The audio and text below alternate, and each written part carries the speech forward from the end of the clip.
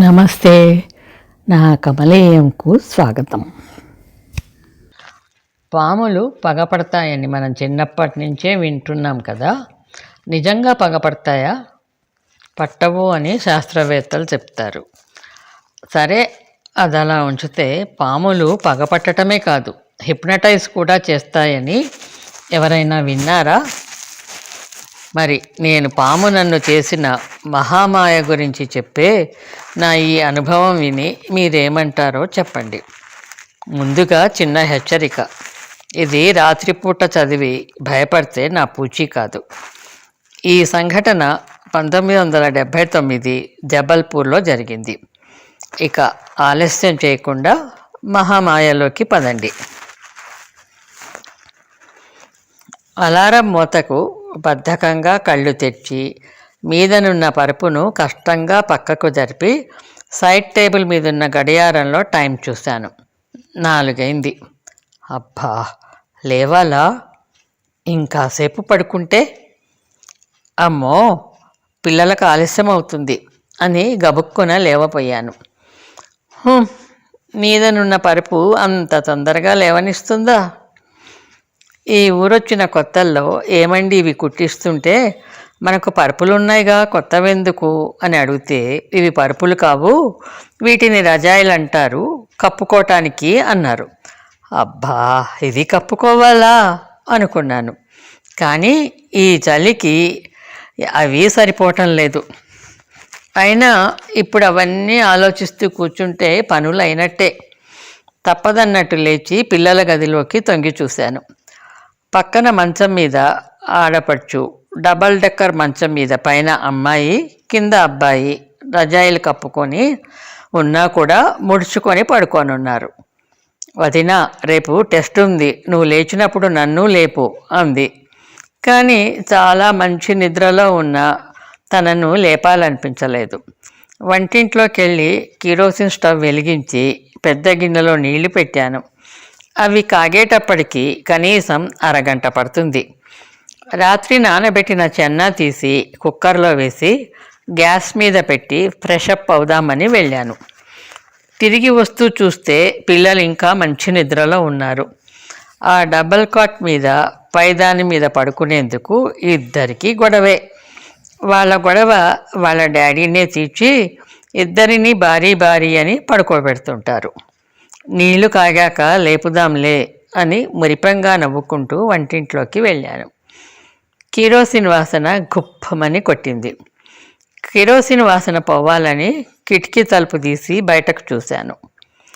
పౌర్ణమి రోజులేమో పెరడంతా వెన్నెల వాన కురుస్తున్నట్టు తెల్లగా మెరిసిపోతోంది. చల్లటి గాలి వణికిస్తున్న ఆ పెరటి అందాన్ని అలా చూస్తూ ఉండిపోయాను. ఇంతలో జరజరా ఏదో పాకినట్లు శబ్దం వచ్చింది. అప్రయత్నంగా నిన్న మిస్సెస్ మాన్ ఇంటికి వెళ్తున్నప్పుడు జరిగిన అనుభవం గుర్తొచ్చింది. ఇంట్లో పనంతా అయ్యాక అల్లుతున్న స్వెటర్, ఊలు, నీడిల్స్ హ్యాండ్ బ్యాగ్లో వేసుకొని మిస్సెస్ మాన్ ఇంటికి బయలుదేరాను. రోజు ఎవరో ఒకరింట్లో లంచ్ టైం దాకా అందరం కూర్చొని ఏవో అల్లుకోవటమో కుట్టుకోవటమో చేసుకుంటూ కబుర్లు చెప్పుకుంటూ ఉంటాము. చిన్నగా చుట్టుపక్కలకు చూసుకుంటూ నడుస్తున్న నాకు రోడ్డు పక్కనున్న పెద్ద చెట్టు మీద ఏదో కదిలినట్టు అనిపించి తలెత్తి పైకి చూశాను. సరిగ్గా నా తలపైనున్న కొమ్మకు ఓ పాము చుట్టుకొని పైకి కిందికి ఊగుతోంది.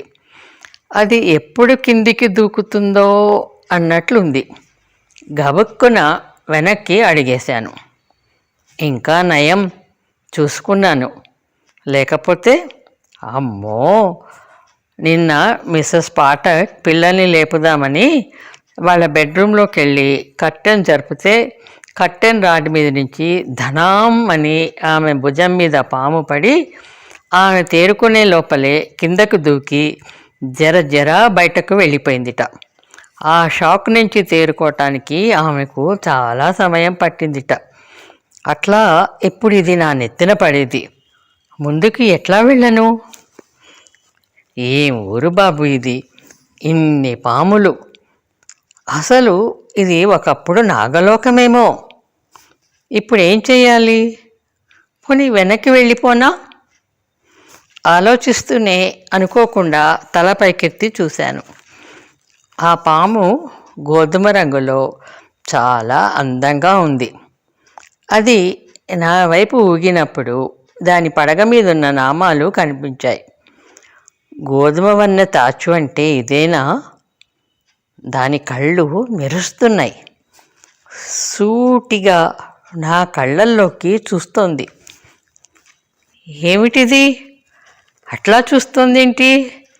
వెనకకి పోనా? కాళ్ళు కదలటం లేదేంటి? అలా దాన్ని చూస్తున్నానా? ఏదో మాయ కమ్మినట్లయింది. అబ్బా, ఎంత అందంగా ఉంది! ఏమి ఆ వయ్యారం! దాన్ని ముట్టుకోవాలనిపిస్తోంది. అలా అలా కళ్ళప్పగించి చూస్తూ ఉన్నాను. ధన్మని నా ముందు పడింది. అప్రయత్నంగా దాన్ని పట్టుకుందామని కిందికి వంగాను. నా చేతికి చిక్కలేదు.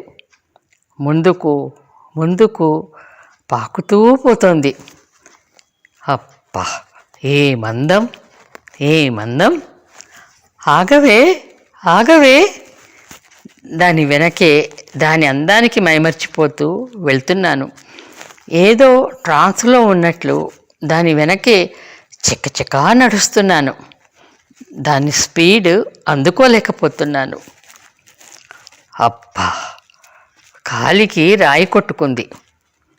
ఉలిక్కిపడి స్పృహలోకి వచ్చాను. చుట్టూ చూశాను. దాదాపు క్యాంపు చివరకు వచ్చాం. నా ముందు ఆ పాము ఎదురుగా ఉన్న పొదలోకి దూరింది. ఏమిటి? నేనేం చేస్తున్నాను? ఎక్కడికొచ్చాను? అమ్మో, ఏమిటి పాము వెనకాల పడి ఇలా వచ్చేసాను? వణికిపోతూ వెనక్కి తిరిగి మాని ఇంటికి పరిగెత్తుకుంటూ వచ్చి పడ్డాను. అక్కడ Mrs Mann, Mrs Pathak, Mrs Banerjee, Mrs Bhatnagar వరండాలోనే ఎండకు కూర్చొని ఉన్నారు. వణికిపోతూ పరిగెత్తుకుంటూ వచ్చిన నన్ను చూసి గాబరా పడ్డారు. మిసెస్ కుమార్, వాట్ హ్యాపెండ్ అని అడుగుతూ నన్ను పట్టుకొని కూర్చోపెట్టింది మిసెస్ పాఠక్. కాస్త తేరుకున్నాక జరిగింది చెప్పాను. అవునట, పాములు హిప్నటైజ్ చేస్తాయని, పగపడతాయని మా ఊర్లో అనుకుంటుంటే విన్నాను అంది మిస్సెస్ భట్నాగర్. థ్యాంక్ గాడ్, ఏదైతేనేమి ఆపద తప్పింది అన్నారు అందరూ గుండెల మీద చేయి వేసుకొని. ఇంటికి వచ్చాక ఏమండికి ఇలా జరిగింది అని చెప్పాను. అంతా విని, నీ మొహం, పాములు హిప్నటైజ్ చేయటం ఏంటి, పగపట్టడం ఏమిటి, పిచ్చిపోరిలా మాట్లాడకు, ఇంకా నయం దాని వెనకపడి ఆ పొదలో దూరలేదు అని తీసిపారేశారు. ఎప్పుడు ఇంతే, నేను ఏది చెప్పినా నమ్మరు. పైగా చిన్నపోరిని చేసి మాట్లాడతారు. రేపు మా ఫ్రెండ్స్ అందరినీ కూడా ఆట పట్టిస్తారో ఏమో. అసలుకే ప్రతిదీ మీ ఏమండకి చెప్తావు అని తిడతారు మా ఫ్రెండ్స్. ఇప్పుడు ఏమంటారో దేవుడా అనుకుంటూ మళ్ళీ పెరట్లో నుంచి ఏదో చప్పుడు వస్తే ఆలోచనల నుంచి తేరుకొని అటువైపు చూశాను. గోధుమ రంగు తాచు చుట్ట చుట్టుకొని తలపైకెత్తి పాములవాడు బుట్టలో నుంచి ఆడుతున్నట్టు ఆడుతోంది. వెన్నెలలో దాని కళ్ళు మెరుస్తున్నాయి. నేను కళ్ళు తిప్పుకోలేక అలా చూస్తుండగానే పక్కనున్న పుట్టలో నుంచి నల్లగా, లావుగా, బలంగా ఉన్న పెద్ద పాము బయటకు వచ్చింది. అది దీని పక్కన చుట్టుకొని కాసేపు తలాడించింది. ఆ తర్వాత రెండు పొడుగ్గా సాగి ఒకదానితో ఒకటి పెనవేసుకున్నాయి. అలాగే రెండు కలిసి పైకి లేచాయి, కిందికి దిగాయి, అలా పెనవేసుకొని దొర్లాయి. తెల్లని వెన్నెల కిరణాలలో మెరిసిపోతున్నాయి. రకరకాల విన్యాసాలు చేస్తున్నాయి. ఎంత కదులుదామనుకున్నా కిటికీ దగ్గర నుంచి కదలలేకపోతున్నాను. కళ్ళప్పగించి అట్లా చూస్తున్నాను వాటిని. గుండెలు అదురుతున్నాయి. ఇంతలో నల్లటి పాము ఒక అబ్బాయిలా మారిపోయింది. గోధుమ వన్నె తాచు అందమైన అమ్మాయిలా మారిపోయింది. ఇద్దరూ పెనవేసుకొని విన్యాసాలు చేస్తున్నారు. వాళ్లను అలా అలా గుడ్లప్పగించి చూస్తూ ఉంటే నా ఒళ్ళంతా వణికిపోతుంది. నాకేమవుతోందో తెలియటం లేదు. ఇంతలో నా భుజం మీద ఏదో పడింది. అదిరిపోయి కెవ్వుమని అరవపోయాను. ఏమండి నా నోరు మూసి కిటికీ తలుపేసి నన్ను తీసుకొచ్చి హాల్లో కూర్చోపెట్టారు. ఆయన కాసేపు మౌనంగా కూర్చున్నారు. ఆ తర్వాత లేచి అంత చలిలోనూ చెమటతో ముద్దైపోయిన నా మొహం టవల్తో తుడిచి ఫ్యాన్ వేశారు. లోపలికి వెళ్ళి కుక్కర్ ఆఫ్ చేసి 2 కప్పుల కాఫీ తీసుకొచ్చారు. భయంగా చూస్తున్న నా చేతిలో కప్పు పెట్టి తాగు అన్నారు. మాట్లాడకుండా కంపిస్తున్న చేతులతో కప్ అందుకున్నాను. ఇద్దరము మౌనంగా కాఫీ తాగుతున్నాం. అదేంటి అట్లా కూర్చున్నారు, వదినకేమైంది అన్న మా ఆడపడుచు మాటలతో ఈ లోకంలోకి వచ్చాం. వదినకేమీ కాలేదు, కానీ నువ్వు కాఫీ తెచ్చుకో అన్నారు ఏమండి. అబ్బా, కిరోసిన్ వాసన, కిటికీ తలుపు తీయలేదెందుకు అన్న ఆడంపడుచు మాట వినగానే కిటికీ తీయకు గట్టిగా అరిచాను. బెదిరిపోయి ఏంటొదినా అని ఒక్క గెంతులో మా దగ్గరకు వచ్చింది. తనను పట్టించుకోకుండా ఇంకా వణికిపోతున్న నన్ను తీసుకెళ్ళి మంచం మీద పడుకోబెట్టి కళ్ళు మూసుకొని పడుకో, ఏమీ ఆలోచించకు, తర్వాత మాట్లాడుకుందాం, పిల్లలను నేను చూసుకుంటానులే అని రజాయి కప్పి వెళ్ళారు ఏమండి. మమ్మీ ఈరోజు చోలే భటూరా చేస్తానన్నది, నువ్వు ఆమ్లెట్ చేసావు డాడీ. ఇప్పుడు మమ్మీకి కొంచెం బాగాలేదు, లంచ్కు చోలే భటూరా చేస్తుందిలే, ఇప్పుడు ఇవి తినేయండి. అన్నయ్య, ఉప్మా చేస్తున్నాను. అందరి మాటలు లీలగా వినిపిస్తున్నాయి, కానీ లేద్దామన్నా లేవలేని అశక్తత, స్పృహ ఉండి లేనట్టుంది. చిన్నగా కళ్ళు మూసుకున్నాను. కొద్దిసేపు తర్వాత ఏమండి వచ్చి మాలా లే, బ్రేక్ఫాస్ట్ చేసి స్నానం చేసి పడుకో అని లేపారు. ఇల్లంతా నిశ్శబ్దంగా ఉంది. అందరూ వెళ్ళిపోయినట్టున్నారు. ఏమండి కూడా ఆఫీస్కి వెళ్ళేందుకు రెడీ అయి ఉన్నారు. ఉప్మా తింటూ, ఏమండి అట్లా పాములు మనుషులుగా మారుతాయా కొద్దిగా కంపిస్తూ అడిగాను. పాములు మనుషులుగా మారటం ఏమిటి అడిగారు. అదేంటి అట్లా అడుగుతారు, మీరు చూశారుగా ఆశ్చర్యంగా అన్నాను. నేను మనుషులను చూడటం ఏంటి అన్నారు. మరి మీరు అక్కడ ఏం చూసి కిటికీ తలుపు వేసి నన్ను లోపలికి తీసుకొచ్చారు అయోమయంగా అడిగాను. అక్కడ వెన్నెలలో 2 పాములు కలుస్తున్నాయి, అది చూడగానే కొంచెం బెదిరాను. నువ్వు బాగా భయపడి వణికిపోతున్నావు, అది చూసేగా అన్నారు. నాకు 2 పాములు అమ్మాయి అబ్బాయిగా మారిపోయి కనిపించాయి. మరి మీరు అలా చూడలేదా, ఒక్క పాములనే చూశారా అపనమ్మకంగా అన్నాను. మన పెరట్లో ఆ నేరేడు చెట్టు కింద ఉన్న పుట్టలో 2 పాములు ఉన్నాయని, అవి అప్పుడప్పుడు బయటికి వస్తుంటాయని, ముఖ్యంగా పౌర్ణమి రోజున అవి చాలా ఉధృతంగా కలుస్తుంటాయని, ఆ రోజు పూర్తిగా తెల్లారే వరకు ఎవరమూ బయటకు రామని సర్వెంట్ క్వార్టర్లో ఉండే జాన్ చెప్పాడు. నువ్వు పిల్లలు వచ్చే లోపలే ఆ పుట్ట కొట్టిద్దామనుకున్నాను, కానీ ఎవరూ కొట్టేందుకు ఒప్పుకోలేదు.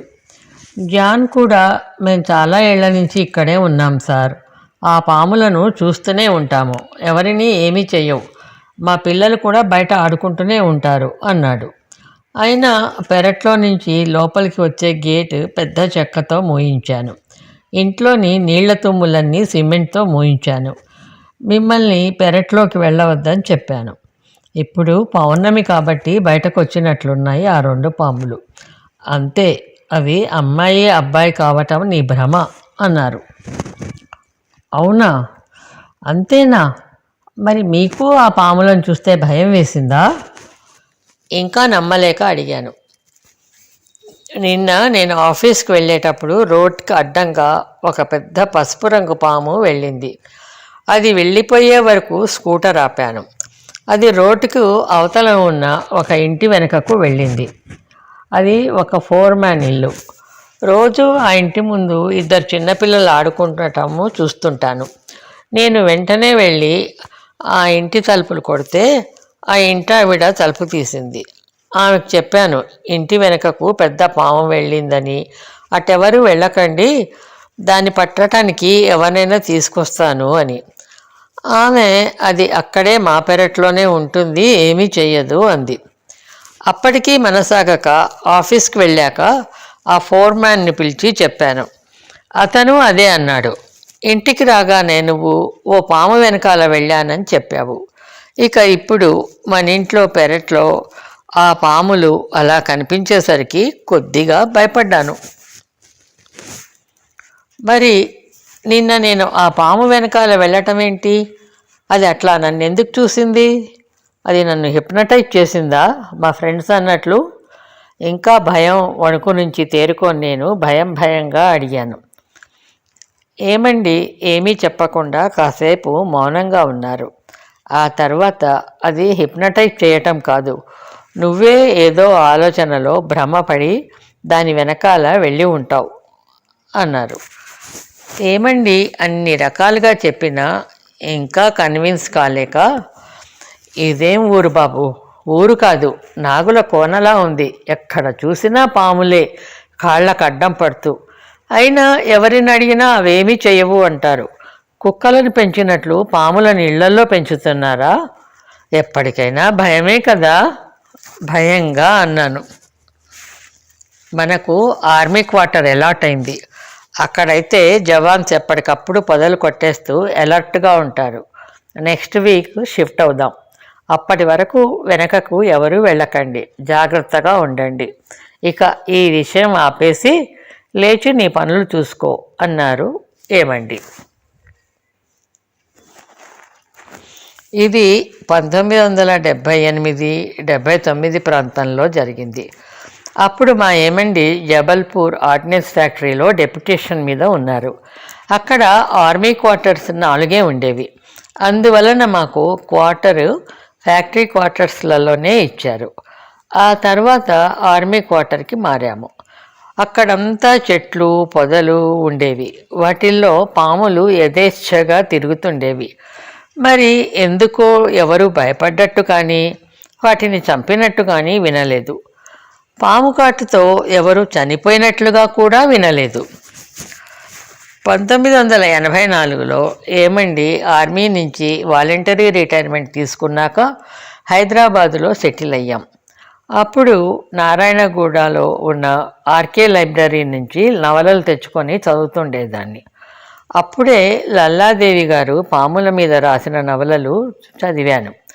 ఒక నవల పేరు శ్వేతనాగు అనుకుంటా.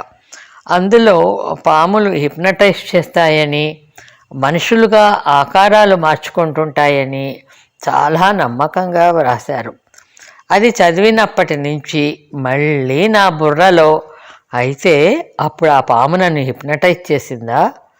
పెరట్లో ఆ 2 పాములు మనుషులుగా మారింది చూడటం నిజమేనా అని ఓ అనుమానం పురుగులా తొలుస్తూనే ఉంటుంది. ఏమైనా ముందే పాములంటే భయం. ఇంకా అప్పటి నుంచి నాకు పాములంటే, అసలు పాము అన్న పేరు వింటేనే వణుకొచ్చేస్తుంది. ఇప్పటికీ బయట నుంచి ఇంటికి వచ్చాక తాళం తీయగానే లోపల 4 పక్కల పామేదైనా ఉందా అని చూస్తాను. తలుపు తీసి తాళం తీసి లోపలికి రాగానే 5 తలల పాము పడగలన్నీ విప్పుతూ నాట్యమాడుతూ నాకు స్వాగతం పలుకుతూనే ఉంటుంది. నేనేమో వణికిపోతూ మా ఏమండితో చివాట్లు తింటూ ఏమండి వెనకాలే లోపలికి వస్తాను. పాము అన్న పేరు ఎత్తినా వణుకే. ఇది రాస్తున్నంతసేపు చదువుతున్నంతసేపు వణుకుతూనే ఉన్నాను. నా ఈ స్నేక్ ఫోబియా పోగొట్టేందుకు ఏమండి కౌన్సిలింగ్ కూడా ఇప్పించారు. పోలే. రజ్జు సర్ప భ్రాంతి, స్నేక్ ఫోబియా అలాగే ఉంది.